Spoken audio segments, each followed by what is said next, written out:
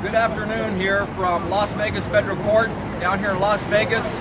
We're in just a quick break here for lunch, and we have some new questions for the jurors here when we get back. So I'm going to go over those questions that we're fixing to read to the jurors here shortly, kind of give you a little bit of insight on what the jurors are seeing in this last testimony with Agent Willis. This is supposedly the government's last witness. The government still wants the rest of the day until tomorrow morning to decide if they're going to arrest. But they told us as of yesterday that this was their last witness, but they still need a little bit more time. They did this in the last case. What I've noticed with this prosecution team is that they drag it on and on and on. Not quite like happened in Portland, Oregon with the trials over there. This prosecution team seems to never want to let go and give up. They are always afraid that the defense team is going to bring in just a little bit more. Every time they get done with cross-examinations, they have just a little bit more to say, and it just continues to go on. So hopefully tomorrow, the defense team will be bringing in their first witnesses. Yesterday, the judge seemed concerned that they were not prepared to have witnesses today, and the defense said, well, they didn't know what the government had plans, so they didn't plan on any witnesses till tomorrow. And now it looks like we're still not going to be quite over with till tomorrow. We had, looks like 8 jurors that asked questions. Some of them had multiple questions a day, again, and some of the most interesting ones that caught my attention today was from one juror. It was juror question 126, and that question was, how many women, children, and media, and people with guns that did you count? They want that question answered. It hasn't been answered yet. We've got a little insight on what is going to be answered to this agent. And so here right after lunch, we are going to hopefully get some of these answered. One question that the judge and the prosecutors are not going to allow to be answered today out of all these questions is, why did the FBI get involved? What part or role are they playing here? And these are BLM officers that are taking the cows, not the FBI. So why is the FBI involved? And the judge said she's not going to allow this FBI agent to answer that question. There was multiple defendants that want to know, multiple jurors that want to know about this gap that is in the bridge. Why is this? How big is this gap? Can you actually get a gun in there? Does it go all the way through? Multiple ones want to know if this gap is actually in line with the BLM. As we know, and one juror even asked, are the bridge perpendicular parallel to each other, and do they actually line up with that wash area? Which we know they don't. That bridge actually turns slightly, it's the northbound bridge, turns slightly to the south, and it does not actually line up with the wash. So that crack in that bridge, and I've been out there multiple times myself looking at this, so from the experience of myself being out there, a gun will not go through there and turn in that little crack in the bridge and turn that way. That gap is only 2 inches wide at the biggest part of the gap and goes down to 1.5 inches. So these are some of the questions we're going to be asking FBI agent Willis from the jurors. We're hoping to get some of these answered, and we'll see if the government objects. We'll also see if the government decides to bring one more witness. We don't think they will, but they're wanting to wait till tomorrow morning to decide that. Yes. I want you to tell them why they're not going to ask the FBI question. Why they're not going to ask the FBI questions about this one question here? The one that they're not going to ask, it was based on the fact that it is not relevant for the jury to know anything. That's true. Yeah. They keep bringing up this relevance issue. Relevance, it's not relevant. Relevant. It's not relevant for the the jurors to know all this information. Some of this, it isn't part of the case. It isn't part of the conspiracy. So they're not going to bring this up and let the jurors know why the FBI is involved at all in this case. It seems like it is to me that all this truth should come out so they can hear it all. But they're not going to let the jurors know the reason why the FBI is involved here. The jurors have had awesome questions all along the way here. It's gave us a big insight on what these jurors are thinking. I know if I was a juror, I would want some of these questions answered, and I would want to know more in depth why things are being beat around the bush and things are not allowed to be answered in this case. And so overall, it has seemed like some very good questions that has been brought up.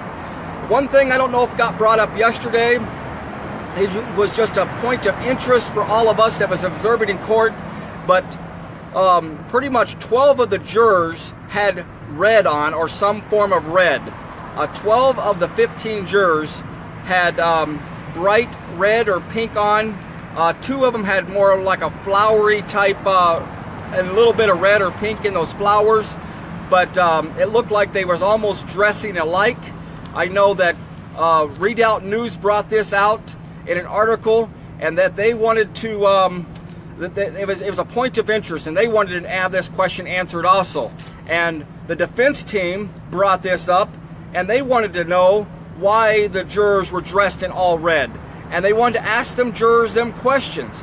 And the judge denied them that right, said that it would be embarrassing to the jurors, and they have a right to wear anything they want to wear. They have a right to talk about what they want to wear and dress alike if they want to for some occasion or whatever. And she denied the defense team the right to know why these jurors were teaming up, dressing alike, putting on like clothing of each other. And that question did not get brought up to the jurors either. And we still don't know why the jurors showed up yesterday morning in mostly red clothes or uniforms. This case looks like it's going to be wrapping up for the government. What's that? I got more for you. Go ahead. I know you had a whole bunch about it. Do you know what today's color is? Today's color is black. But is it? I noticed it was kind of a dull color. But the beauty about it is not just the jury that is majority black, but the entire defense side is in black or dark gray. Wow. Including defendants and their attorneys and I noticed everybody helping. It was real dark and dull in there today for all the clothing. Today's color is black. It's just amazing. And the one marshal yesterday that guides the jurors around had a red tie on. Yes. So the marshal even matched the jurors yesterday. Can I say So, something, John? yeah. I hope I don't steal your thunder here. No, I don't have much more to say. Oh, okay. One of the questions, I think it was the very last question from the jury, was a question towards the FBI agent. Did he Photoshop any of the pictures? That's a good question. That was one of the questions by the jurors. That was one of the questions, that the FBI had Photoshopped any of those pictures.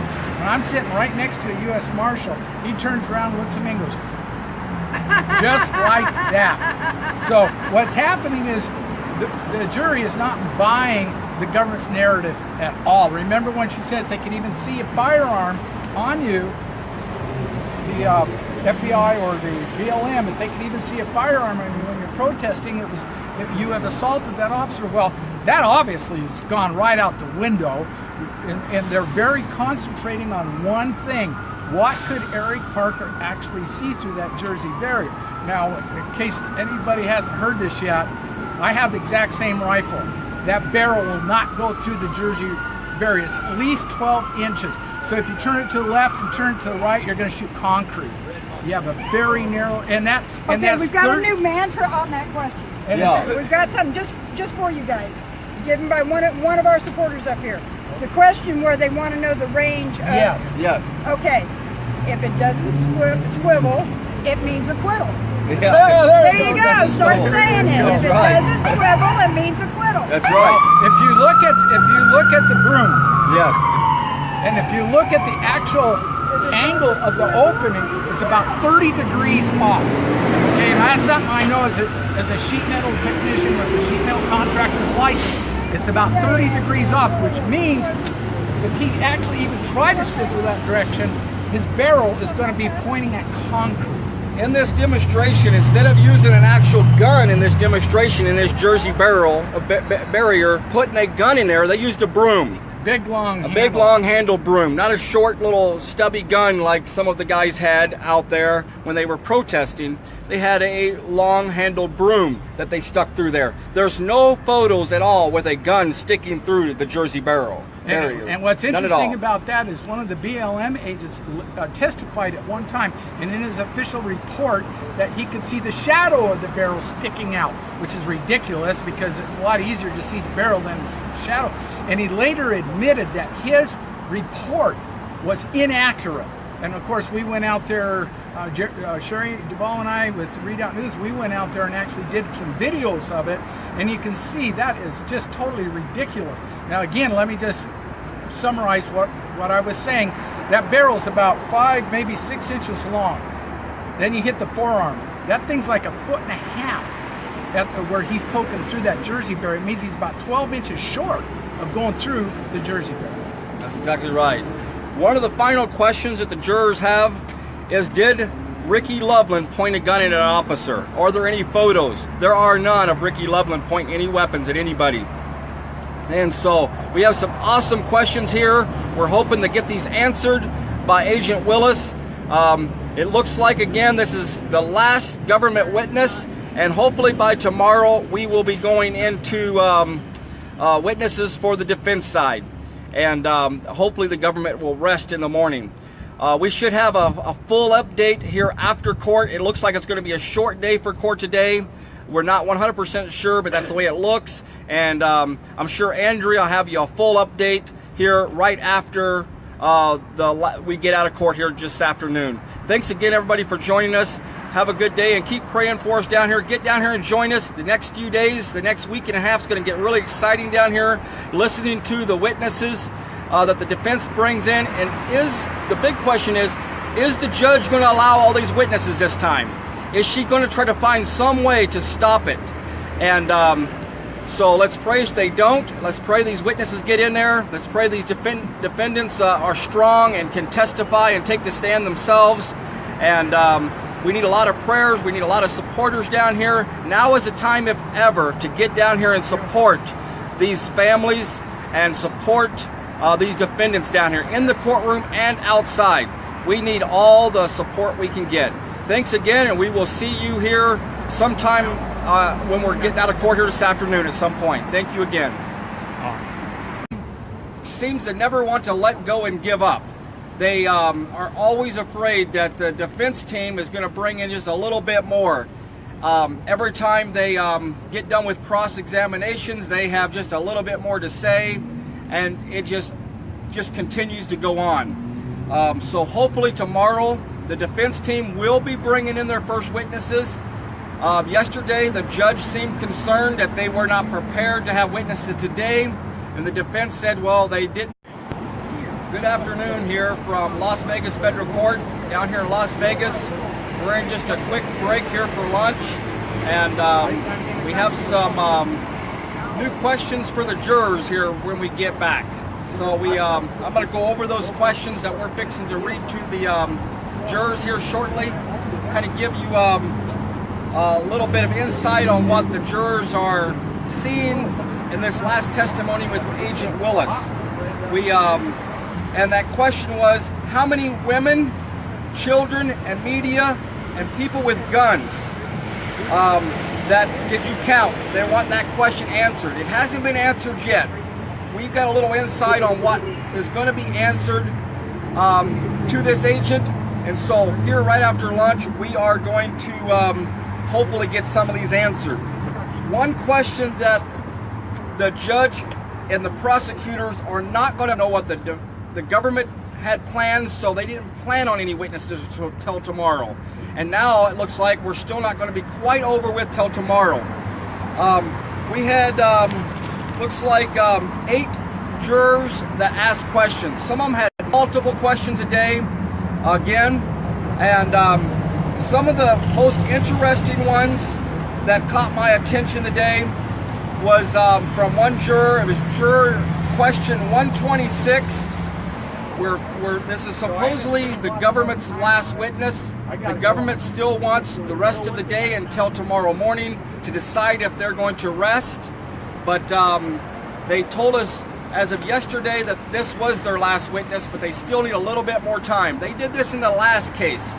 What I've noticed with this prosecution team is that they drag it on and on and on. Not quite like happened in Portland, Oregon with the trials over there. This prosecution team